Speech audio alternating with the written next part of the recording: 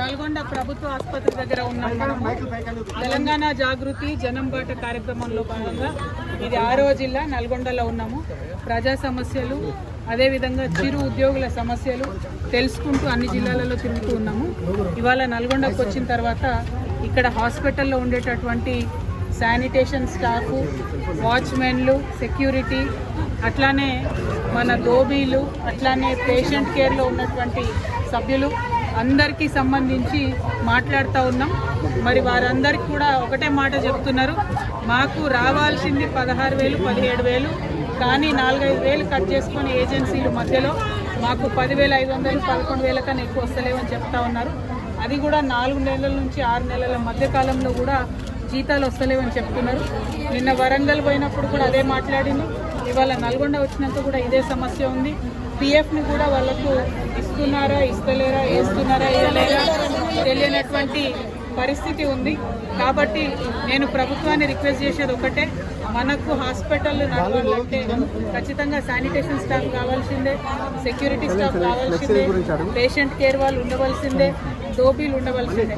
మరి వీళ్ళందరికీ సౌలతులు ఇచ్చి వాళ్ళని బాగా చూసుకుంటే వాళ్ళు ఇంకొంచెం మంచిగా ప్రజల్ని చూసుకోగలుగుతారు. కాబట్టి ఈ విషయాన్ని ఇమీడియట్గా ప్రభుత్వం కన్సర్న్తో ఆలోచన చేసి వాళ్ళకు రెగ్యులరైజ్ చేసే విధంగా ప్రయత్నం చేయాలని నేను డిమాండ్ చేస్తా ఉన్నాను. ఇప్పుడు ఏవైతే పెండింగ్ జీతాలు ఉన్నాయో వాటిని తక్షణమే రిలీజ్ చేయాలని కోరుతున్నా. ఇక్కడ మంత్రివర్యులు కోమటిరెడ్డి వెంకటరెడ్డి గారు ఉంటారు. ఇంతమంది మీ నల్గొండ జిల్లా ఆడబిడ్డలు జీతాలు రాక ఇబ్బంది పడుతున్నారు. వెంకన్న కొంచెం మీరు శ్రద్ధ తీసుకొని ఒక్క మాట చెప్తే జల్దీ జీతాలు వస్తాయి. ఆ విధంగా ప్రయత్నం చేయవలసిందిగా నేను కోరుతున్నాను. Thank you. జై తెలంగాణ, జై తెలంగాణ.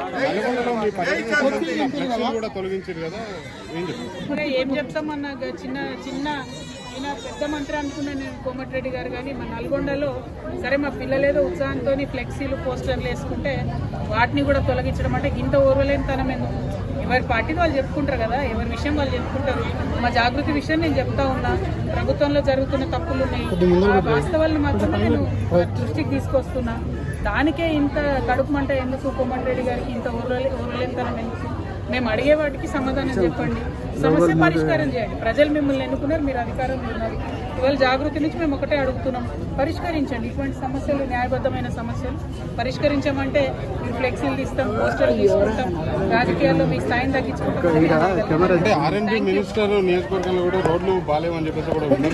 ఏం బాగాలేవన్నా ఏం బాగుంది? గవర్నమెంట్లో ఎప్పుడైతే నేను చెప్తా ప్రశ్న.